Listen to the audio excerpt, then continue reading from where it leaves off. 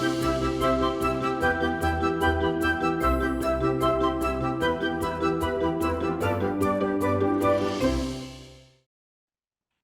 Hello money 9 में आप सभी का स्वागत है। मैं हूं सुमित और बुधवार का दिन, जबकि भारतीय बाजारों में कल देर रात हुए ऑपरेशन सिंदूर के बाद अनुमान था कि शायद थोड़ा सा टर्मोइल रहे, क्योंकि ग्लोबल मार्केट के क्यूज वीक साइड पे थे, एसजेक्स 50 वीक साइड पर थी।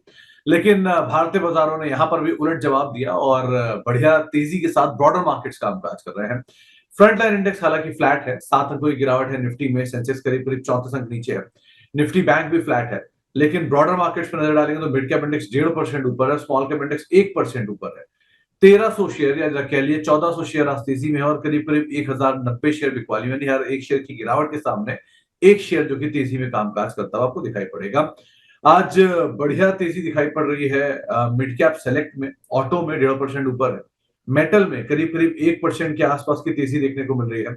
एफएमसीजी और फार्मा थोड़ा सा बैकफुट पे आज कामकाज कर रहा है, लेकिन ब्रॉडर मार्केट्स में आज खरीदारी यानी कि जहां जहां पर मिड कैप स्मॉल कैप है वहां पर एक्शन कहीं ज्यादा दिखाई पड़ रहा है। आज बातचीत करने के लिए हमारे साथ वाराणसी से जैन साहब मौजूद हैं, जिनसे हम बातचीत करेंगे मार्केट्स को लेकर भी। जैन साहब से हम बातचीत करेंगे आपके सवालों को लेकर भी, और साथ ही साथ उनसे हम बातचीत करेंगे उनकी इंडिविजुअल स्टॉक पिक्स को लेकर भी। जैन साहब से पहले जरा मार्केट को लेकर उनका एक व्यू ले लिया जाए, किस तरह की सिचुएशन वहां पर आते हुए दिखाई पड़ रही है। जैन साहब, आप सुन पा रहे हो मुझे?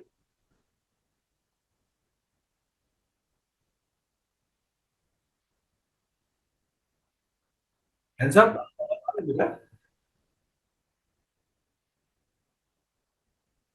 तो अभी उनसे संपर्क नहीं हो पा रहा, जरा उनसे बातचीत करूंगा, लेकिन उससे पहले एक बार निफ्टी के टॉप गेनर लूजर आपकी स्क्रीन पर आते हुए दिखाई पड़ेंगे। कौन कौन से आज निफ्टी के टॉप गेनर हैं? हाँ, सबसे ऊपर नाम तो आपको टाटा मोटर्स का दिखाई पड़ेगा। वो यूके एफटीए साइन होने का एक इम्पैक्ट कह लीजिए, या फिर टाटा मोटर्स के शेयर होल्डर्स की तरफ से रिजोल्यूशन कह लीजिए, इनके कारोबार को डीमर्जर को लेकर, इन दोनों का इम्पैक्ट यहाँ पर दिख रहा है। टाइटन में अच्छी तेजी है, श्रीराम फाइनेंस पे खरीदारी है, कोल इंडिया एक और ऐसा नाम जहां पर खरीदारी देखने को मिल रही है। इसके अलावा निफ्टी गिरने वाले शेयरों की बात की तो आज प्रेशर थोड़ा सा है सन फार्मा में, आईटीसी में, जहां पर थोड़ा दबाव बनता हुआ दिखाई पड़ रहा है। इंडसइंड बैंक और ग्रासिम, ये दो और ऐसे नाम हैं जहां पर थोड़ा सा प्रेशर आज के सत्र में आता हुआ दिखाई पड़ रहा है। मिड कैप साइड पर जहां पर खरीदारी है, उसमें बीएससी स्ट्रॉन्ग नंबर्स और उसका रिएक्शन, पेटीएम नंबर्स का रिएक्शन, मुथूट फाइनेंस और भारत फोर्ज यहाँ पर खरीदारी है। इसके अलावा बिकवाली वाली साइड पर अगर आप कुछ शेयरों को देखेंगे तो आज माजगांव डॉक, विशाल मेगामार्ट, भारत डायनामिक्स और पतंजलि यहाँ पर बिकवाली देखने को मिल रही है। इसके अलावा स्मॉल कैप साइड पर जहां पर खरीदारी या बिकवाली है, उसमें वेल्सपन लिविंग में कुछ हद तक मूव देखने को मिल रहा है, पिरामल एंटरप्राइजेस में खरीदारी है। इसके अलावा आईआईएफएल एक और ऐसा नाम जहां पर खरीदारी देखने को मिल रही है, और केफिन टेक यहाँ पर भी खरीदारी आपको आज के सत्र में आते हुए दिखाई पड़ रही है। बिकवाली वाले शेयरों की बात की जाए जहां पर आज प्रेशर, उसमें रेडको, खैतान, चंबल फर्टिलाइजर, आधार हाउसिंग और एफएसएल यहाँ पर कुछ हद तक बिकवाली आपको दिखाई पड़ रही है। बातचीत करने के लिए हमारे साथ जैन साहब अब मौजूद भी हैं और उनसे हम बातचीत करेंगे मार्केट्स को लेकर भी। जैन साहब नमस्कार, स्वागत है कार्यक्रम में। पहले तो हाउस द जोश? Hi sir. और मार्केट्स का जोश सर कैसा लग रहा है? क्या लग रहा है मार्केट सही, मतलब इन इन टर्म्स पे ही दिखाई पड़ रहा है जहां पर इसे दिखना चाहिए था? और थोड़ा सा ईज ऑफ हुआ है क्या? पहले का जो प्रेशर था या ओवरहैंग था कि क्या होगा क्या होगा, वो अनसर्टेनिटी थोड़ी कम लग रही है क्या? सर मैं रेगुलर 15 दिन से स्टैंस मेंटेन कर रहा हूँ कि सर्जिकल स्ट्राइक होगा, उसके बाद मार्केट एक नी जर्क रिएक्शन देगा और फिर अपना जो नॉर्मल कोर्स है उस पर आ जाएगा। तो मॉर्निंग में एक नी जर्क रिएक्शन, वो भी एक आध मिनट का रहा, उसके बाद से मार्केट अपने नॉर्मल जो उसका ट्रेंड है उसको फॉलो कर रहा है। अब प्रॉब्लम ये है कि पिछले 4 दिन के करेक्शन में निफ्टी अपने स्विंग लो पे आगे क्लोज किया था और लो के पास क्लोज किया था, और बैंक निफ्टी भी almost at the lows close किया था। तो यहाँ से थोड़ी सी प्रॉफिट बुकिंग की संभावना बढ़ती हुई दिख रही थी। अभी इत्तेफाक है कि कल रात को ये स्ट्राइक हुई है, नहीं भी होती तो प्रोबेबिलिटी थी कि हम सपोर्ट जोन थोड़ा सा तोड़ के थोड़ा सा और डीपर करेक्शन देंगे। अगर अगेन ये डीपर करेक्शन एक बाइंग की अपॉर्चुनिटी रहेगी in large caps, mid cap small cap से अभी भी दूर रहना है, बट लार्ज कैप्स में एक बाइंग अपॉर्चुनिटी बनेगी। तो सपोर्ट जोन है निफ्टी पे 54,176 का। इसके नीचे अगर हम क्लोज करते हैं तो फिर एक बैंक निफ्टी पे 54,176 का है। इसके नीचे क्लोज करते हैं तो क्वार्टरली वीवैप 53,440 है, यहाँ तक की डाउन मूव आ सकती है। वहीं निफ्टी में इमीडिएट जो स्विंग लो है वो बैठता है 24,198 का। इसके नीचे अगर क्लोज करते हैं तो फिर थोड़ा सा डीपर करेक्शन होगा। निफ्टी अपने सपोर्ट से काफी ऊपर है, तो सपोर्ट जोन ही टेस्ट होते हुए दिख रहा है। बैंक निफ्टी में मेजर सपोर्ट जोन टेस्ट होते हुए दिख रहा है। तो जैन साहब, बाय एनी चांस क्या आप पाकिस्तान का स्टॉक एक्सचेंज का लेवल भी ट्रैक कर पा रहे हो क्या? सुबह सुबह 6% टूट गया, लग रहा है भारी ब्रेकडाउन है। पाकिस्तान, पाकिस्तान आता भी है। कराची था ना सर, कराची स्टॉक एक्सचेंज। हाँ कराची। वॉल्यूम ही नहीं दिख रहा है सर इसमें तो। नहीं, मेरे को ट्रैक नहीं हो रहा सर। ठीक है सर, ट्रैक करने लायक भी नहीं उसको, अभी आप छोड़ो। आगे बढ़ते हैं। अच्छा, टाटा मोटर्स को और देखो, जैन साहब आज ये बढ़िया तेजी के अंदर कामकाज कर रहा है वो एफटी के एग्रीमेंट के बाद। ये जो पुल बैक है, ये पुल बैक है या लग रहा है कि all negatives done now? Sir auto index में मेरे को तेजी दिख रही है। टाटा मोटर्स थोड़ा सा थका थका चलेगा, बट चलता हुआ दिख रहा है। 723 का जो हमारा बाउंस बैक का टारगेट है उसको मेंटेन करके चल रहे हैं। यहां से किसी को फ्रेश बाई करना है तो आज ऑलमोस्ट ब्रेकआउट कैंडल दिख रही है। 723 तक के लिए बाई कर सकते हैं। इस पूरे अभी जो ये वोलेटिलिटी चल रही है इसमें लार्ज कैप में टिके रहना चाहिए। इसमें ऑटो और मेटल अच्छे लग रहे हैं। ऑटो में टाटा मोटर्स ठीक लग रहा है, 723 तक के लिए प्ले कर सकते हैं। ओके, तो 723 तक के लिए आप इसे प्ले कर सकते हैं, लेकिन थोड़ा थका थका चलेगा, ये केवियट के साथ आप इसको ध्यान रखिएगा। अब शुरुआत करते हैं सवाल जवाब के सिलसिले की, और अगर आपका भी कोई सवाल है, आप भी इस कार्यक्रम का हिस्सा बनना चाह रहे हैं, तो आपके लिए माध्यम आपकी स्क्रीन पे आपको दिखाई पड़ेगा। आप हमारे साथ जुड़ सकते हैं 9311121874, ये हमारा व्हाट्सएप नंबर है। money9query@tv9.com ये हमारा ईमेल आईडी है जिस पर आप सवाल भेज सकते हैं, और साथ ही साथ आप हमारे साथ जुड़ सकते हैं अगले 1 से 1.5 घंटे तक फेसबुक, ट्विटर, यूट्यूब पर भी, और उसके जरिए भी इस कार्यक्रम का हिस्सा बन सकते हैं, यहाँ पर बातचीत कर सकते हैं। पहला सवाल जो हमारे पास आया है वो है आमिर सैयद साहब का। इनके पास सिरका पेंट के शेयर है, करीब करीब 309 रुपए 9 शेयर है, 2,000 रुपए के दाम पर। आप ट्रैक कर पा रहे हो इसको? अगर जैन साहब तो क्या रहा है? सिरका पेंट ऊपर से काफी अच्छा करेक्ट हो चुका है, और मंथली चार्ट पे रिवर्सल कैंडल बनी थी अप्रैल में। अभी मई में हम अभी इनसाइड बार में ही है, बट अच्छे वॉल्यूम के साथ रिकवरी थी। इतना डीपर वापस से पुल बैक आना नहीं चाहिए था, बट समहाउ अगर 287 290 का लेवल क्रॉस करता है तो स्टॉक में वापस से बाइंग बन सकती है। एक बाउंस बैक टारगेट 332 का रहेगा, बट फ्रेश बाइंग 285 के पहले तो नहीं करना है। 285 के नीचे वीकनेस बनी रहेगी। जिसके पास है एक बार होल्ड कर सकते हैं, जिसके बाद नहीं है और बाउंस बैक प्ले करना चाह रहे हैं तो 285 निकलने के बाद ही प्ले करना है। बट अगेन पेंट सेक्टर में एशियन पेंट्स एनी डे बहुत अच्छा लग रहा है। तो एशियन पेंट ज्यादा बेटर है, अगर आप जाना ही चाह रहे हैं पेंट स्पेस में तो एशियन पेंट जैसे अच्छे शेयर या लार्जेस्ट लीडर के साथ रहिए, वो ज्यादा बेटर रहेगा। इसके अलावा नैना गोयल जी के पास है गेल के शेयर, 188 रुपए के दाम पे इन्होंने खरीदारी की है। इनका कहना यह है कि क्या शॉर्ट टर्म के लिए ये कैसा दिखाई पड़ रहा है, दूसरा क्या टारगेट स्टॉप लॉस यहाँ पर मेंटेन कर सकती है इसमें? ठीक है, 180 करीब का स्टॉप लॉस लगा लीजिए। टारगेट 205 रुपए 60 पैसे का बनेगा। ऑयल एंड गैस शेयर में जैसे मोमेंटम आना स्टार्ट होगा ये स्टॉक भी आराम से चल जाएगा, तो होल्ड करना चाहिए। 205 रुपए 60 पैसे आते हुए दिख रहा है। ओके, तो 205 रुपए आता हुआ ये नियर टर्म में दिखाई पड़ रहा है। इसके अलावा अब्दुल शाहिद साहब का एक सवाल आया है। इन्वायरो इंफ्रा है इनके पास, करना क्या चाहिए इसमें? हाल की लिस्टिंग है, लेकिन अभी कैसे लेवल्स आप देख रहे हो? तो ऑलमोस्ट आईपीओ लो तोड़ चुका है 207 का, और स्विंग लो 189 के आसपास इसी जोन में चल रहा है। फिलहाल एक रेंज है 233 और 188। मोस्ट लाइकली रेंज नीचे की तरफ टूटेगी। 188 तोड़ता है तो 150 रुपए तक आ सकता है, बट जब तक रेंज का डिसाइसिव ब्रेकआउट या ब्रेकडाउन आ जाए तब तक ट्रेड नहीं लेना चाहिए।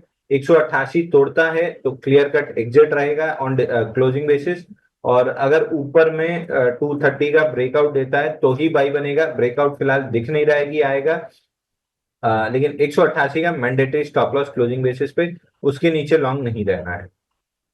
तो 188 नीचे, 230 ऊपर, इन दोनों रेंज को ध्यान रखिएगा। जो पहले टूटे उसके हिसाब से आप कॉल लीजिएगा।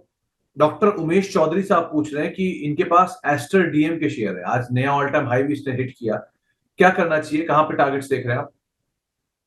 एस्टरडीएम में सर एक बेस का ब्रेकआउट था ऑलमोस्ट, यहाँ पे अगर वीकली चार्ट पे देखेंगे तो एक बढ़िया बेस बना था 31 बार 31 वीक्स का 429 पे ब्रेकआउट आया था। बहुत शैलो 12-13 हफ्ते लगा के उसको रीटेस्ट किया है, 50 वीक मूविंग एवरेज से चल रहा है, फॉलो थ्रू मूव मिल रहा है, नया ऑल टाइम हाई जरूर बना है, लेकिन ये बेस ऑन बेस पैटर्न है। अगर ये स्टॉक यहाँ से 490 रुपए प्रोटेक्ट कर लेता है पूरे मार्केट करेक्शन में, तो हाई लाइकली है कि स्टॉक में करीब करीब 700 रुपए तक की अपमूव मिल जाएगी। अगर बेस काउंट देखेंगे तो छठवें बेस पे है, यहाँ पे फेलियर रेट हाई होता है, बट जैसा आपका वॉल्यूम और स्ट्रक्चर है, 500 480 490 की जोन जब तक प्रोटेक्टेड है, 700 रुपए मिलने की पूरी पूरी गुंजाइश है। जैसे साहब, आपसे पिछली बार जब हम मिले थे तो मैंने एक शेयर पूछा था सीएट कि ये अपना नया हाई हिट करेगा कि नहीं करेगा, और वो अपना नया हाई हिट कर गया। सो क्या सीएट और क्या एस्टर सेम से दिख रहे हैं क्या? सर एस्टर डीएम के मुकाबले सीएट के मुकाबले एस्टर डीएम ज्यादा अच्छा लग रहा है। सीएट में प्रॉब्लम कुछ नहीं है, सिर्फ एक ही है कि ये अपने ऑल टाइम हाई पे रन अवे मूव के साथ आया है। पिछले अगर डेली चार्ट पे देखेंगे तो 17 दिन में 45% चला है। तो जनरली 45% चलने के बाद करेक्ट साइडवेज मूव आती है। अगर ब्रेकआउट के पास खड़ा है, नेकलाइन पे आता है, तो साइडवेज मूव ज्यादा देता है। कब कंप्लीट हुआ है, हैंडल कंप्लीट करेगा, उसके बाद जब 3600 के ऊपर टिकेगा तो बड़ी रैली डेवलप होगी। तो अभी नेकलाइन पे हम पहुंचे हैं, यहाँ पे कंसोलिडेशन और हैंडल की फॉर्मेशन बची हुई है। वहीं एस्टर डीएम में वो कंप्लीट होके ब्रेकआउट दे रहा है। तो एस्टर डीएम और ये दोनों तेज है, बट फिलहाल एकदम इमीडिएट बेसिस पे एस्टर डीएम तेज है। यहाँ पे हैंडल बनने के बाद तेजी आएगी। ओके। इसके अलावा एक और सवाल आया है गेमिंग हैंडल से। आयरेडा 180 पर लिए हैं और टाटा स्टील 149 पर, दोनों लॉन्ग टर्म के लिए क्या किया जाए? तो टाटा स्टील जो 149 का टारगेट था हमारा शॉर्ट टर्म का, वहां पे प्रॉफिट बुकिंग हुई है। अब यहाँ से जब नीचे आया था 2 सेशन में जो करेक्शन हुआ था, इस करेक्शन में आपको बाई करना था, और वापस अगर बाई किया है तो यहाँ से अब अगला टारगेट जो निकल रहा है 151 157 151 156 इस रेंज का निकल रहा है।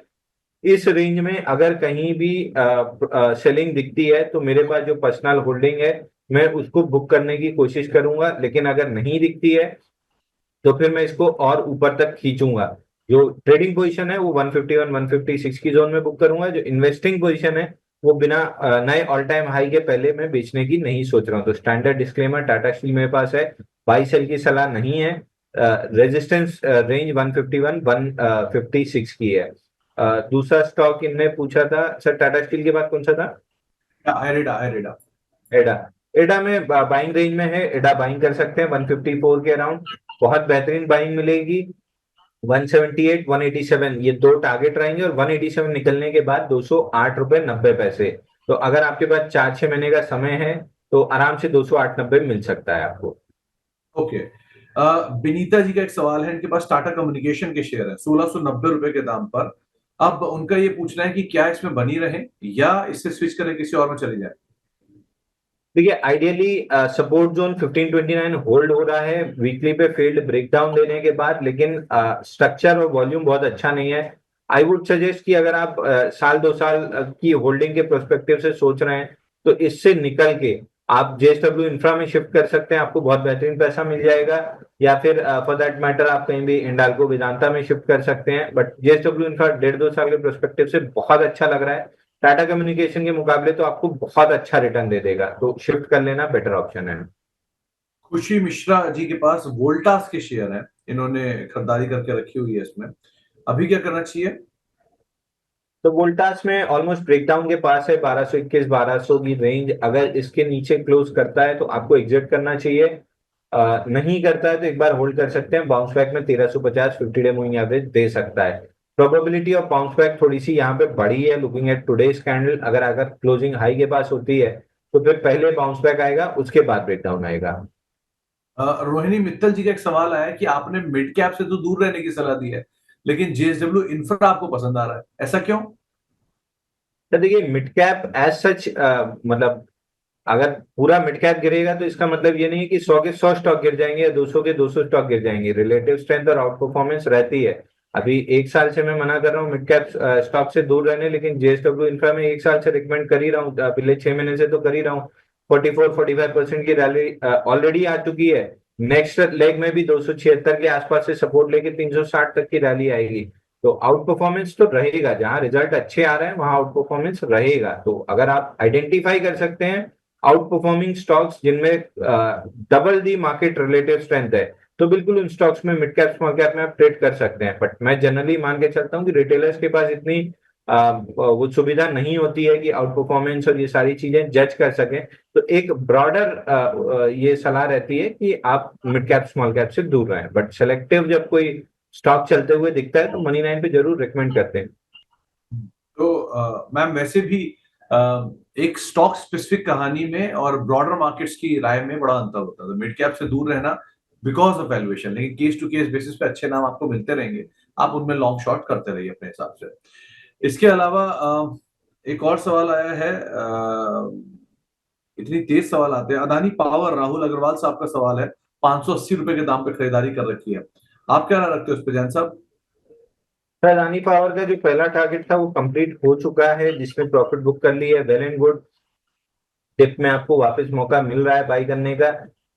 यहाँ पे कहीं भी 480 510 की जोन में बहुत बेहतरीन बाइंग बनेगी। नेक्स्ट राउंड में जब भी ये 598 निकालेगा, 681 तक का लेवल मिल जाएगा। ये अभी ब्रॉडर रेंज में, रेंज के अपर एंड से नीचे आ रहा है, तो थोड़ी सी प्रॉफिट बुकिंग है। नेक्स्ट टाइम जब भी 598 के ऊपर ब्रेकआउट मिल जाएगा, सीधा सीधा 681 तो आराम से आएगा, 752 तक के भी टारगेट बन सकते हैं। तो इसको 1-1.5 साल होल्ड करना है, बिल्कुल यहाँ पे बाइंग करके होल्ड कर सकते हैं।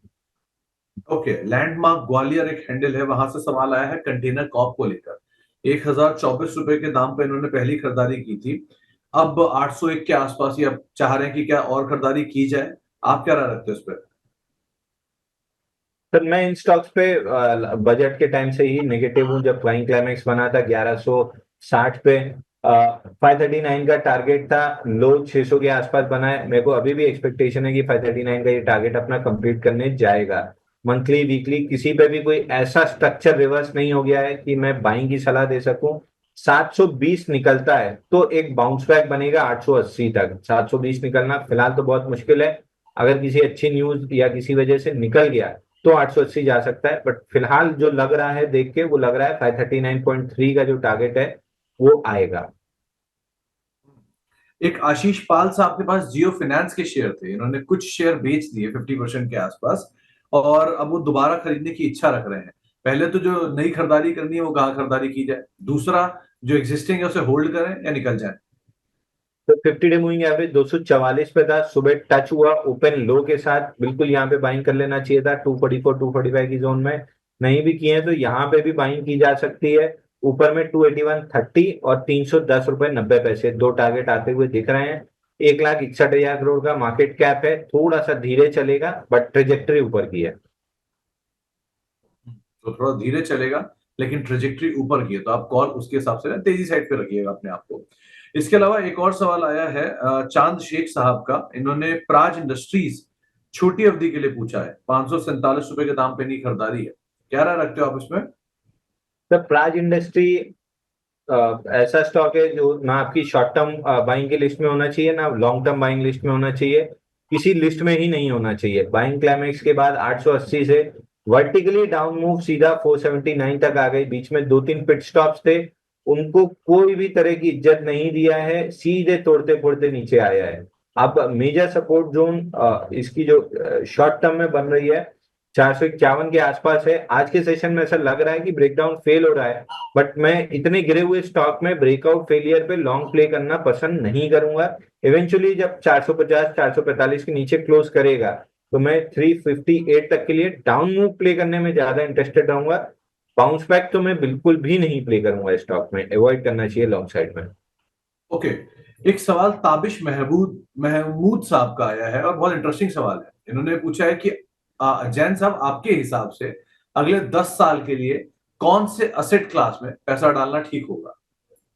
Equity sir, equity. 10-15 साल इक्विटी, वो भी स्मॉल कैप। अगर आप अपने से ट्रेड कर सकते हैं 10-10 15-15% वाली मूव, तो बाजार में रहिए। नहीं कर सकते हैं, स्मॉल कैप म्यूचुअल फंड में एसआईपी करके छोड़ दीजिए। एनी डे इक्विटी से बड़ा रिटर्न आपको कोई भी नहीं देगा। लोग गोल्ड की बात कर रहे हैं कि गोल्ड में बड़ा रिटर्न आया है, लेकिन एक चीज याद रखिए, कॉमिक्स पे अगर आप देखेंगे तो गोल्ड में उतना बड़ा रिटर्न नहीं है जितना इंडियन मार्केट में मिल गया है। उसकी वजह थी रुपये की डिवैल्यूएशन, 40 रुपए से 80 रुपए हो गया था, इसलिए आपको गोल्ड में बड़ी तेजी मिल गई। बट अगर कंपेयर टू इक्विटी, एट पर रिटर्न है। अगर आईएनआर इतना नहीं डिप्रिशिएट होता तो गोल्ड में इतना रिटर्न नहीं आता, तो इक्विटी आउट परफॉर्म कर जाता। अब अगले 10 साल ऐसा नहीं है कि 80 का 160 रुपए हो जाएगा आईएनआर, तो गोल्ड में आपको वैसी तेजी नहीं मिलेगी। सिल्वर में जरूर $10 अपसाइड लग रही है, 25-30% मिल सकता है, बट 10 साल के लिहाज से इक्विटी, उसमें भी स्मॉल कैप, इससे अच्छा रिटर्न कोई नहीं दे पाएगा।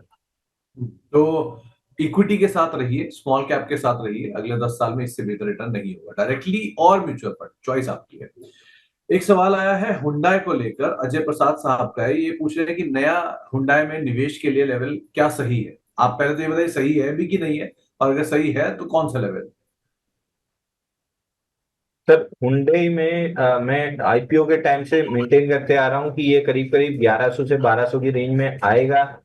हर बार एक बार 1600 से बाउंस बैक किया, फिर आके नया लो 1560 का बनाया, बाउंस बैक किया, फिर आके नया लो 1540 के आसपास बनाया, अभी बाउंस बैक कर रहा है। इवेंचुअली जब गिव अप करेगा तो ये नया लो बनाने जाएगा। तो लोअर हाई लोअर लो की ट्रेजेक्ट्री है, ये आपकी किसी लिस्ट में नहीं होना चाहिए। पूरी ट्रेजेक्ट्री चेंज करने के लिए भी 1920 के ऊपर जाके सस्टेन करना पड़ेगा, तब बाइंग बनेगी। कहीं से भी बहुत अच्छा स्टॉक नहीं है, आपको ऑटो में ही रहना है तो टीवीएस मोटर बहुत बेहतरीन स्टॉक है, वहां सबसे पहले ऑल टाइम हाई वहीं लगेगा। तो अगर आपको रहना है तो टीवीएस मोटर में रहिए। हुंडई फेयरली अभी ओवर प्राइस्ड है, ओला से तो बिल्कुल ही दूर रहना है। ओके। इसके अलावा रजत अग्रवाल साहब पूछ रहे हैं कि एशियन पेंट्स और कोटक बैंक, क्या किया जाए इन दोनों में। एशियन पेंट यहाँ पे फ्रेश बाइंग कर सकते हैं, अच्छी डिप मिली है। कोटक बैंक में फिलहाल जो टारगेट थे हमारे 1620 1640 के फील्ड ब्रेकडाउन से 2250 2300 तक के, वो कंप्लीट हुए हैं। अब कोटक बैंक बड़ी कंसोलिडेशन में वापस जाएगा। एक बार 1990 1999 टेस्ट कर सकता है, वहां से फिर बड़ी कंसोलिडेशन में जाएगा। बहुत बड़ा पैसा अभी स्टॉक में नहीं बनेगा। अगर आपको बैंकिंग में रहना ही है तो कुछ हद तक एक्सिस और आईसीआईसीआई में पैसा बन सकता है, बट कोटक में तो एक बड़ी मूव बन चुकी है, नया पैसा तो नहीं बनेगा। और कोटक फिलहाल तो अवॉइड कर देना चाहिए। फिलहाल के लिए कोटा का अवॉइड करिए, वो ज्यादा बेटर रहेगा। इसके अलावा एक सवाल आया है ममता सिंह जी का। इन्होंने, एक तो आपकी बड़ी प्रशंसक हैं, इन्होंने आपके लिए अपने रिगार्ड्स दिए हैं। दूसरा इनका ये सवाल है कि अदानी शेयर्स में या अदानी समूह के शेयरों में क्या करा जाए, स्पेशली ये दोनों large cap Adani port power. देखिए होल्ड करना चाहिए अदानी ग्रुप में। देखिए हाई बीटा काउंटर है अदानी शेयर, जब मूव आती है बड़ी तेज आती है, प्रॉफिट बुकिंग आती है बड़ी तेज आती है। अगर दिल कमजोर है, मूव आने पे प्रॉफिट बुक जरूर कर लीजिए, क्योंकि रिवर्सल भी उतनी ही तेजी से आता है। तो अगर जिसके पास है अभी फिलहाल होल्ड करना चाहिए, एक आध हफ्ता 10 दिन 15 दिन कंसोलिडेशन के बाद फिर एक लेग ऑफ अप मूव आ जाएगी। तो लेकिन अगेन ट्रेडर है तो फटाफट अप मूव में प्रॉफिट बुक कीजिए, एक्स्ट्रापुलेट मत कीजिए, फिर डाउन मूव में आपको री एंट्री का मौका मिल जाएगा। तो अभी होल्ड करना चाहिए। तो फिलहाल तो आप बने रहे हो, ज्यादा बेटर रहेगा। अदानी समूह का एक फर्दर एक्सटेंशन और भी आया है। जैन साहब, अशोक मुंजाल साहब पूछ रहे हैं कि अदानी एनर्जी सॉल्यूशन में क्या करें। ये दोनों उन्होंने अदानी एनर्जी सॉल्यूशन ही लिख दिए हैं। सो यहाँ पे एंट्री कहाँ करनी चाहिए। तो अदानी एनर्जी सॉल्यूशन में ऊपर के टारगेट अचीव, मतलब पहला जो टारगेट था अचीव होने के बाद अच्छी खासी प्रॉफिट बुकिंग आई है। ऑन द डिप्स यहाँ पे बाइंग करना चाहिए। समवेयर अराउंड अगर जोन पकड़ेंगे, इसकी इमीडिएट सपोर्ट जोन जो थी 869 की थी, 869 के अराउंड मिलता है तो बाई करके चल सकते हैं। 869 के नीचे सारे स्टॉप लॉसेस, मतलब 860 रुपए का स्टॉप लॉस पकड़ लीजिए। उसके नीचे सारी लॉन्ग पोजीशन एक बार एग्जिट बनेगी। जब तक 869 860 की जोन होल्ड है, आराम से बाइंग कर सकते हैं। 956 का वापस से पहला टारगेट मिलेगा, 956 निकलने के बाद 1090 का टारगेट रहेगा। आपको अदानी एनर्जी सॉल्यूशन के बारे में यहाँ पर राय दी गई है। इनफैक्ट अदानी पे ही दो तीन सवाल और भी आए हुए हैं। जैन साहब, एक सवाल आया है कि अदानी ग्रीन और अदानी एनर्जी पे तो हम बात कर ही चुके हैं, तो अदानी ग्रीन को और कहाँ खरीदना चाहिए। अदानी ग्रीन भी बाइंग रेंज आती है 800, करीब करीब 890 880 की जोन में। इस जोन में फ्रेश बाइंग कर सकते हैं। अगेन टारगेट वही रहेगा 981, जो अभी परसों के सेशन में टेस्ट हुआ था। 981 के ऊपर नई तेजी डेवलप होगी 1028 1127 तक की। तो टिप्स पे बाई, रैलीज पे प्रॉफिट बुकिंग। जैन साहब, बहुत दिन से हम इस पे बात कर भी रहे थे कि अदानी ग्रुप शांत बैठा है, कुछ करेगा, और सडनली शुरू हो गया। तो ये एक्चुअल में शुरू हो गया या अभी वापस थोड़ा शांत होगा? परसों के सेशन में अच्छी खासी बाइंग आई थी। अब कल ये स्ट्राइक वाइक की वजह से कहीं ना कहीं अब मतलब अंदाजा था, और इनका काम भी इस टाइप का है, तो जिसकी वजह से थोड़ा सा दबाव आया है। एक तो टारगेट्स अचीव हुए थे तो प्रॉफिट बुकिंग आई, कुछ लोगों ने घबरा के भी माल बेचा, तो ये डिप आई है। अगेन इस डिप में एक अपॉर्चुनिटी है, आप बाई करके रखिए।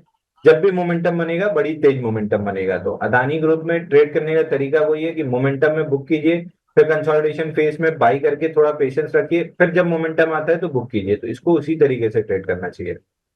ओके, इरफान शेख साहब का एक सवाल है हेरिटेज फूड को लेकर। इन्होंने इसमें खरीदारी कर रखी 418 रुपए के दाम पर, छोटी अवधि के लिए क्या टारगेट्स?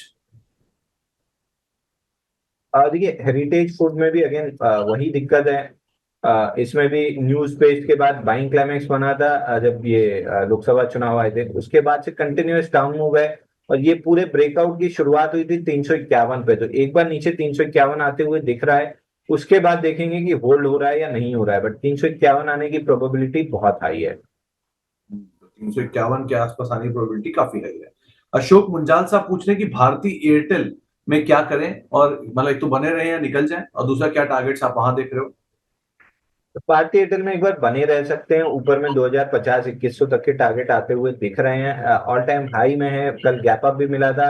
आज मार्केट करेक्शन में भी बहुत कोई रिएक्शन दिया नहीं है, तो जब तक ये गैप होल्ड है या प्रिसाइसली 1800 1780 की जोन होल्ड है, 2050 2100 रुपए तक के टारगेट मिल सकते हैं। One of out performing counter है, तो एक बार होल्ड करना चाहिए। तो आउट परफॉर्मिंग टारगेट मतलब काउंटर है, तो फिलहाल के लिए तो बने रहे, वो ज्यादा बेटर रहेगा यहाँ पे। इसके अलावा कुछ और सवालों में बजाज हाउसिंग पर एक रिव्यू मांगा जा रहा है, करना क्या चाहिए सर इसमें? स्लो मूविंग काउंटर है सर, 125 126 के ऊपर जब टिकेगा तो 147 70 तक की रैली बनेगी। फिलहाल तो ब्रेकआउट दिया था और ब्रेकआउट फेल हुआ है। इसका लिक्विडेशन का टारगेट जोन जो है वो भी आ चुकी है, 114 से लेके 110 की जोन। तो यहाँ से अगर सपोर्ट लेके वापस चलना स्टार्ट करता है तो फ्रेश बाइंग बनेगी। और ये स्टॉक लो मोमेंटम वाला है, बहुत जल्दी मोमेंटम नहीं बनेगा। मोमेंटम बनाने के लिए 125 126 के ऊपर टिकना बहुत जरूरी है। 125 26 के ऊपर टिकना थोड़ा जरूरी है, तभी यहाँ पे मोमेंटम आता हुआ दिखाई पड़ेगा।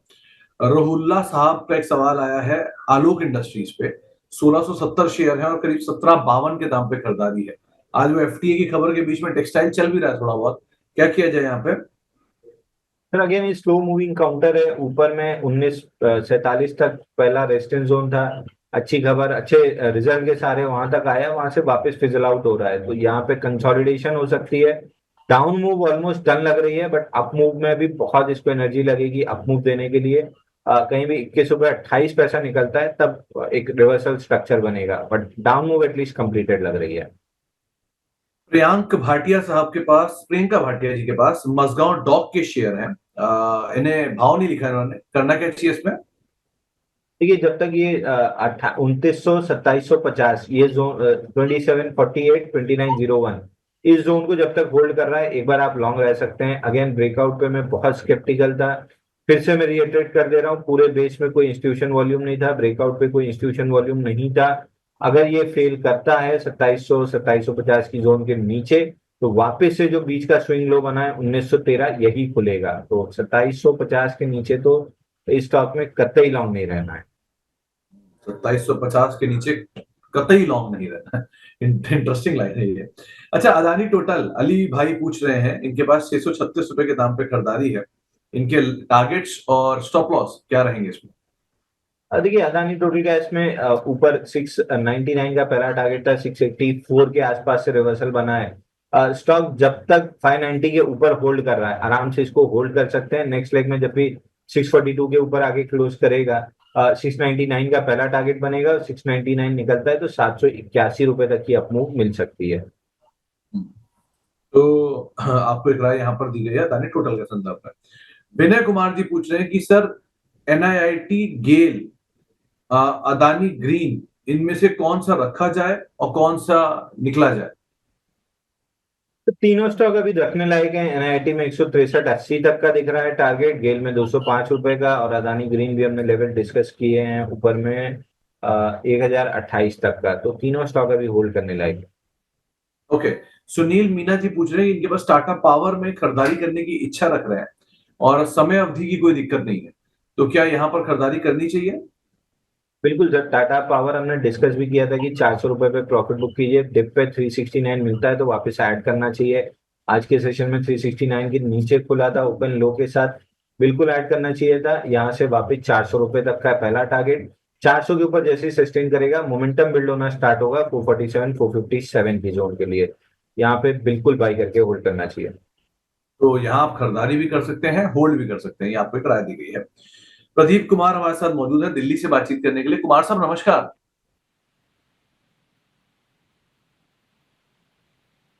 कुमार साहब आप सुन पा रहे हैं? चलिए शायद संपर्क टूट गया, लेकिन टीटागढ़ के शेयर है इनके पास 1287 रुपए के दाम पर। जैन साहब करना क्या चाहिए इसमें? तो ये भी बीटन नाम काउंटर है और वापस से 780 के ऊपर टिका था, लेकिन 50 डे मूविंग एवरेज रिजेक्ट करके नीचे आया है। 609 रुपए का बाइंग क्लाइमेक्स का लास्ट टारगेट है, वो टेस्ट होते हुए दिख रहा है। तो आपको टीटागढ़ के संदर्भ में भी यहाँ पर एक राय दी गई है। साथ ही साथ कुछ और सवालों में एक सवाल और आया है मेरे पास, वो है फर्स्ट सोर्स सॉल्यूशन को लेकर, एक साल के लिए टारगेट इसका और आईटीसी का। जैन साहब क्या लग रहा है, आईटीसी का एक साल बाद भी टारगेट यही रहेगा जहां पर खड़ा है अभी? फर्स्ट सोर्स एफएसएल तो प्रोबेबली यहाँ से नीचे भी मिल सकता है। फर्स्ट सोर्स एफएसएल आपको 291 और 225 की रेंज में भी मिल सकता है, मतलब स्टॉक अब डिस्ट्रीब्यूटिव पैटर्न में दिख रहा है। और आईटीसी? सॉरी, आपकी आवाज कट रही जैन साहब आईटीसी दूसरा नाम? थी। Not very ITC, clear. ITC. ITC. जी। आईटीसी। आईटीसी सर एक बार 451 तक जा सकता है, बहुत बहुत स्लगिश मूव रहेगी। अगर आपको आईटीसी में रहना ही है तो ITC hotel way better candidate लग रहा है, क्योंकि आईटीसी में बहुत अच्छी मूव नहीं दिख रही है। आईटीसी होटल कहीं भी 180 184 186 की जोन में मिलता है तो अच्छी बाइंग बन सकती है, बट कंपैरेटिवली आईटीसी होटल ज्यादा अच्छा है। आईटीसी में मूव बहुत थकी हुई है। आईटीसी होटल ज्यादा बेटर है, आप उसको पहले प्रेफरेंस दिए आईटीसी की जगह। अमन साहब पूछ रहे हैं कि अंशुल से शॉर्ट टर्म में 15 से 20% प्रॉफिट के लिए कौन से शेयर में इन्वेस्ट करें? पहले से सेंटेंस ही गलत है, ट्रेडिंग होता है। सो 15 से 20% शॉर्ट टर्म में क्या लिया जाए? सर अदानी ग्रुप में ही मूव बनेगी 15 से 20% की, तो अदानी ग्रीन या आईटीजीएल देख सकते हैं। बट अगेन 15-20 दिन में ही आ जाएगी, ये कहना थोड़ा सा मुश्किल है। बट 15-20% की शॉर्ट टर्म में मूव आपको अदानी ग्रुप में ही मिलेगी। तो नहीं जैन साहब, ये 15 से 20% की एक्सपेक्टेशन कितनी सही है शॉर्ट टर्म में? सर बुरी नहीं है, अगर आप mid cap small cap play कर रहे हो तो 15-20% मिलना कोई बहुत बड़ी मुश्किल बात नहीं है mid cap small cap space में। बट वो तब मिलता है जब इजी मनी एनवायरनमेंट होता है। अभी इजी मनी एनवायरनमेंट पिछले, मतलब जब ये बाइंग क्लाइमेक्स बना था 2023 जुलाई के आसपास से, तब से अभी किसी भी स्टॉक में ऐसा कोई भी मिड कैप स्मॉल कैप में इजी मनी एनवायरनमेंट नहीं लौटा है।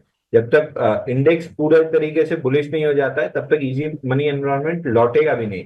तो एक्सपेक्टेशन सही है, वो एक्सपेक्टेशन तब फुलफिल होती है जब माहौल अच्छा होता है, इजी मनी एनवायरनमेंट होता है। अभी तो हम उसमें हैं ही नहीं, और अगले 4-6 महीने बनता हुआ भी नहीं दिख रहा है। इसके अलावा एक सवाल दीपक गुप्ता साहब का ये पूछ रहे हैं कि कोई बढ़िया सा ईटीएफ बताइए। आपको ईटीएफ ट्रैक कर पा रहे हो? सर मेरे हिसाब से देखिए, अब अगर बॉटम फिशिंग करनी है तो सीएनएक्स आईटी के ईटीएफ में कर लेना चाहिए। यहाँ पे अब गिरावट के लिए बहुत कम जगह है, थोड़ा सा साइडवेज बेस बना के वापस ऊपर की तरफ चलेगा। डाउन साइड ऑलमोस्ट डन दिख रही है। इसके अलावा मेटल का ईटीएफ आप देख सकते हो। इन दो ईटीएफ में बहुत अच्छी मूव मिल सकती है। और अगर आपको ट्रेडिंग करना है तो बैंक 20 ये सबसे बेहतरीन है। अपना 3-3 4-4 रुपए नीचे लेते जाइए, मतलब स्टैगर वे में, और उसमें जब 4 रुपए 5 रुपए प्रॉफिट मिले तो बेचते जाइए। बहुत अच्छा इस पे चलता है। बहुत सारे हमारे क्लाइंट्स हैं जो फ्यूचर एंड ऑप्शन में नहीं ट्रेड करते, उनको बैंक निफ्टी, मतलब बैंक निफ्टी की वोलेटिलिटी का फायदा उठाना है, लेकिन फ्यूचर ऑप्शन की रिस्क नहीं लेनी है, तो उनको लॉन्ग ओनली बैंक 20 सजेस्ट करते हैं। कि एक 3 रुपए 4 रुपए जो भी आपको कंफर्टेबल लगे वो डिस्टेंस बना के उसको डाउनफॉल में लेते जाइए, और 1.25 1.5% का 1.5 टाइम्स का डिफरेंस बना लीजिए कि 3 रुपए में लिया है नीचे, तो 4 साढ़े 4 रुपए ऊपर बेचना स्टार्ट कीजिए। तो उस तरीके से वॉलेटिलिटी में आपको दोनों साइड नीचे मिलता जाएगा, ऊपर बिकता जाएगा। ओके। प्रेरणा वर्मा जी के पास यूनाइटेड स्पिरिट्स है 1396 रुपए के दाम पे, और इंडिगो है 5093 के दाम पे, और ये दोनों में ही न्यूज है आज। यूनाइटेड स्पिरिट्स में एफटीए एग्रीमेंट का इम्पैक्ट, और इंटरग्लोब एविएशन में स्ट्राइक का इम्पैक्ट। आप कैसे देख रहे हो दोनों को? ग्लोब एविएशन में लगभग 5700 का टारगेट था, 5650 49 का हाई बना है, फिलहाल लोअर हाई लोअर लो बना रहा है, तो ब्रेकआउट 5035 रीटेस्ट हो सकता है। मैं बहुत बुलिश नहीं हूँ 5035 पे बाई करने के लिए, अनलेस बहुत अच्छा वीकली पे कोई बुलिश एविडेंस मिले तो बाई करूंगा, नहीं तो मैं इस स्टॉक को अब कंप्लीटली लॉन्ग साइड में अवॉइड कर दूंगा। बल्कि अगर है तो प्रॉफिट बुक करके एग्जिट भी कर लूंगा, क्योंकि या तो ये कंसोलिडेशन में जाएगा, या फिर अगर 5000 का ब्रेकडाउन देता है तो डीपर करेक्शन में आएगा। बट अपसाइड यहाँ पे बहुत लिमिटेड हो गई है, डाउनसाइड की प्रोबेबिलिटी बहुत हाई हो गई है। यूनाइटेड स्पिरिट में ब्रेकआउट है, ब्रेकआउट रीटेस्ट भी हो गया है 1549 का। अब यहाँ से जिसके पास भी लॉन्ग है, 1500 रुपए का अपडेटेड स्टॉप लॉस रहेगा, और 1720 रुपए का पहला टारगेट रहेगा। तो 1720 रुपए के पहले टारगेट्स के लिए अब आप यूनाइटेड स्पिरिट्स के ऊपर अदरवाइज नजर रखिएगा। इंडिगो से आप एक बार को निकल भी सकते हैं। अब इंदौर चलते हैं, वहां पे बातचीत करने के लिए हमारे साथ तरुण अग्रवाल साहब मौजूद हैं। अग्रवाल साहब नमस्कार। सर सर नमस्ते सर। अग्रवाल साहब सुन पा रहे हैं? हेलो। जी जी सर सुन पा रहा हूँ, आपको मेरी आवाज आ रही है? हाँ जी सर, आवाज आ रही है, पूछिए अपना सवाल। सर HFCL का शेयर है 169 पे ले रखा है 500 शेयर। ओके, और कितना तो समय दे क्या सकते? करना चाहिए जी? टाइम टाइम फ्रेम कितना रखा है तरुण जी आपने इसमें? नहीं नहीं, टाइम का कोई बाउंडेशन नहीं है सर। टाइम कोई फाउंडेशन नहीं। तो जैन साहब करना क्या चाहिए? HFCL में 163 रुपए के दाम पे खरीदारी है, 50 शेयर है, अभी क्या करें इसमें? तो देखिए, जब मिड कैप स्मॉल कैप में तेजी थी, 131 हफ्ते का बेस बना के 89 पे ब्रेकआउट दिया था, वहां से 160 165 रुपए तक का हाई बना, वहीं पे टारगेट भी अच्छे हुए, बाइंग क्लाइमेक्स भी बना। वर्टिकल डाउन मूव है, ये डाउन मूव 61 रुपए तक आ सकती है, उसके बाद वापस से 130 131 हफ्ते का बेस बनाता है तो अप मूव आएगी, नहीं बनाता है तो यहीं पे स्टॉक कंसोलिडेट कर सकता है। बट इनिशियली तो 61 रुपीज आते हुए दिख रहा है। तो 61 रुपए के आसपास कहीं इनिशियली आता हुआ, 161 रुपए के आसपास कहीं आता हुआ दिखाई पड़ रहा है। सो उसको भी एक बार को आप जरूर ध्यान रखिएगा। कुछ और सवालों को भी शामिल कर लेता हूं। जो अगले सवाल मेरे पास आए हैं उसमें एक ध्रुव पाठक साहब का सवाल आया है। कैपेसाइट इंफ्रा और गोल्डियम इंटरनेशनल, क्या इन दोनों में एवरेज करना चाहिए, और अगर हाँ तो स्टॉप लॉस क्या? वेबसाइट और गोल्ड, गोल्डियम फिलहाल सर 304 रुपए आते हुए दिख रहा है, और 304 के नीचे अगर निकलता है तो करेक्शन थोड़ा सा गहरा जाएगा। मंथली पे हैमर है, इस हैमर को प्रोटेक्ट करने के लिए 328 प्रोटेक्ट होना बहुत जरूरी है, तो 328 की जोन पे एक बार देखिए, अगर वहां पे प्रोटेक्शन मिलता है तो वापस से अपमूव बन सकती है। बुलिश एविडेंस भी है, बेरिश एविडेंस भी है। मंथली पे चूंकि बुलिश है, मैं एक बार सजेस्ट करूंगा कि आप एटलीस्ट 3 से 4 हफ्ते स्टॉक को होल्ड कीजिए। अगर यहाँ पे 328 320 की जोन प्रोटेक्ट होती है तो अपमूव बनने की गुंजाइश बनेगी। वहीं कैपेसाइट में क्लियर कट एकदम क्लियर आईपीओ बेस का जो ब्रेकआउट था 433 का, 2018 में लिस्ट हुआ था, वहां से 433 से 73 रुपए तक गया। अगेन एक एविडेंस की आईपीओ के बाद क्यों आपको 4 5 दिन में प्रॉफिट लेके बेच देना चाहिए। 433 से नीचे लगभग 74 75 रुपए, बल्कि प्रिसाइसली यहाँ 74 75 तक आया था, वहां से ऊपर आके आईपीओ बेस का ब्रेकआउट दिया जो फेल हो गया है, तो एक बार हाई प्रोबेबिलिटी है 262 रुपए तक नीचे आ सकता है, आईपीओ बेस ब्रेकआउट फेल हुआ है। ओके। इसके अलावा शेख साहब का सवाल है बायोकॉन पर, क्या फ्रेश एंट्री कर सकते हैं इसमें? देखिए, बायोकॉन स्लो मूविंग काउंटर है, अगर आप मोमेंटम खोज रहे हैं तो बहुत फ्रस्ट्रेटेड रहेंगे। फिलहाल जब तक 360 रुपए के ऊपर नहीं निकलता है, 355 रेजिस्टेंस लेवल है, 5 रुपए बफर जोड़ लीजिए, 360 जब तक नहीं निकलता है स्टॉक में किसी भी तरह का मोमेंटम या ट्रेजेक्टरी ऊपर की तरफ नहीं है, तो 360 निकलने के बाद इन्वेस्टर्स बाई कर सकते हैं जिनके पास पेशेंस है, ट्रेडर्स के लिए काउंटर नहीं है। तो ट्रेडर्स के लिए नहीं है, लेकिन अगर आप इन्वेस्टर हो तो उस हिसाब से स्टॉक को देखकर चलना। इसके अलावा वरुण बेवरेजेस के 100 शेयर हैं 525 रुपए के दाम पर, 1 महीने का नजरिया है, क्या किया जाए इसमें? तो Varun beverage finally give up कर रहा है, जिसकी हम बार बार डिस्कस कर रहे थे कि 520 की जोन गिव अप करता है तो 421 रुपए खुलेगा। फाइनली गिव अप कर रहा है। मेरे हिसाब से ये 421 और एक आध साल, 6 महीना, 8 महीना जो भी लगे, 330 रुपए तक नीचे आता है तो मेरे को बहुत सरप्राइज नहीं होगा। 330 की तरफ ही नीचे जा सकता है। वैसे भी जैन साहब बहुत बहुत बड़ा आउट परफॉर्मर है, सो अगर थोड़ा ये रेस्ट कर भी लेगा तो उसमें कोई हार्म नहीं है, तो ठीक है, थोड़ा रेस्टिंग जरूरी भी है इसके लिए। इसके अलावा कुछ और सवालों में एक रुचिता जी का सवाल आया है। इनके पास मान्यवर फैशन के शेयर है 820 रुपए के दाम पर। अभी क्या करना चाहिए? कल नंबर आए थे, नंबर बहुत ही खराब थे, तो उसका इम्पैक्ट भी यहाँ देखने को मिला। अभी क्या किया जाए? सर अगेन ये भी एक उन स्टॉक्स में से है जहां पे आईपीओ में बढ़िया बेस ब्रेकआउट बना था 966 का, सेकंड बेस ब्रेकआउट बना था 1120 का, और फाइनली टॉप आउट हुआ था 1480 पे। फिर जब बड़ा बेस बनाया उसका फील्ड ब्रेकआउट ये दिसंबर 2024 में बना 1480 पे। वहां से लॉन्ग लिक्विडेशन का पहला टारगेट 872 था, उसको कोई भी इज्जत नहीं मिली है, तोड़ते हुए नीचे आया है। अब आईपीओ बेस का जो लो था 773, उसी के आसपास घूम रहा है। स्विंग लो जो था 743 वो भी टूट रहा है, तो स्टॉक स्ट्रक्चरली एक्सट्रीमली वीक है। किसी भी तरह का बाउंस बैक लेने के लिए भी 820 निकालना पड़ेगा। अब यहां से चूंकि ऑल टाइम लो के आसपास है, एक्सटेंशन टारगेट निकालने के अलावा कोई रास्ता नहीं बचता है। एक्सटेंशन टारगेट फिलहाल 615 रुपए पे आ रहे हैं, प्रोबेबिलिटी है 615 आ सकता है। बाउंस बैक करना है तो 819 निकलने के बाद ही बाउंस बैक बनेगा। तो 819 निकलने के बाद ही यहाँ पे बाउंस बैक बनता हुआ दिखाई पड़ेगा। अभी के लिए आपको क्लियर रणनीति बता दी गई है। बातचीत करने के लिए संजना श्रीवास्तव हमारे साथ मौजूद है फरीदाबाद से। संजना मैम नमस्कार। हाँ जी सर, नमस्कार। नमस्कार संजना मैम। हाँ जी सर। मैम सर आपका एशियन सवाल। पेंट्स के शेयर लिए थे, 100 शेयर लिए थे सर 2450 में। तो इसे सर 1-2 महीने के लिए रखना है, क्या किया जाए? होल्ड किया जाए या सेल कर दिया जाए सर? ओके, तो करना क्या चाहिए इसमें? जैन साहब इनके पास एशियन पेंट के शेयर हैं 2450 रुपए के दाम पर, 100 शेयर इन्होंने लेके रखे हुए हैं। आपसे पहले भी कई बार इसके ऊपर जिक्र हुआ है, बात हुई है। अभी आप क्या कहना चाहोगे? सर एशियन पेंट्स होल्ड करके चलना चाहिए। क्रूड में गिरावट कंटिन्यूअसली बनी हुई है, अभी 2 हफ्ते से 3 दिन से बाउंस बैक जरूर आ रहा है, बट जहां इनके रिजल्ट आना, आप देखिए गिरावट के बाद आप आईओसी का रिजल्ट देखिए, बेहतरीन आया, मतलब ऑयल मार्केटिंग कंपनी का।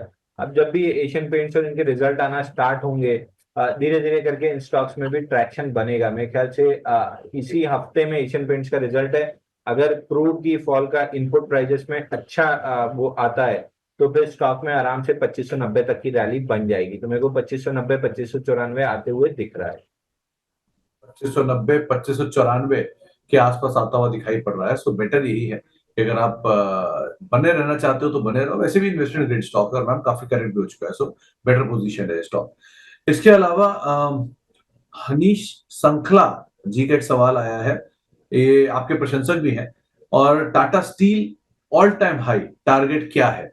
मतलब मैं ये सवाल ज्यादा समझा नहीं, लेकिन टाटा स्टील में ऑल टाइम हाई वे ढूंढ रहे हैं शायद, और आप क्या टारगेट देख रहे हैं ये शायद पूछ रहे होंगे। सर मेरे को तो ऑल टाइम हाई और उसके ऊपर 225 रुपए दिख रहा है, तभी मैं अपने इन्वेस्टमेंट पोर्टफोलियो में रख के बैठा हूँ। बाकी सवाल तो मेरे को भी नहीं बहुत क्लीन समझ में आया, बट हाँ मेरे को एक ऑल टाइम हाई और उसके बाद 225 दिख रहा है, इसलिए मेरे पर्सनल पोर्टफोलियो में स्टॉक लॉन्ग पड़ा हुआ है। तो 178 180 जो इसका ऑल टाइम हाई है वो, और फिर 225 के टारगेट्स दिखाई पड़ रहे हैं। इसीलिए जैन साहब वैसे भी इस पर राय देते नहीं है, लेकिन उनका साफ कहना है कि उनके अपने पोर्टफोलियो पर रख के बैठे हैं, तो आप उस हिसाब से भी इस पर रणनीति बना सकते हैं। इसके अलावा कुछ और सवालों में जैन साहब एक सवाल आया है रेणुका शुगर पर, अंकित नेगी साहब का। ये 2 साल के लिए रेणुका शुगर और एनटीपीसी इनमें निवेश करने की इच्छा रख रहे हैं। आप कोई राय देते हो क्या? तो नहीं करना चाहिए सर, दोनों टॉप आउट काउंटर है, अगले 1-2 साल तो बहुत मुश्किल है कि पैसा बने। एनटीपीसी अगर 309 300 की जोन आती है तो बहुत सरप्राइज नहीं होगा। रेणुका शुगर में टर्न अराउंड दिख रहा है, शुगर फ्यूचर्स में दिखा था, बट उसका इम्पैक्ट स्टॉक्स में देखने के लिए नहीं मिला। तो मैं अभी बहुत ज्यादा बुलिश नहीं हूँ दोनों स्टॉक्स पर।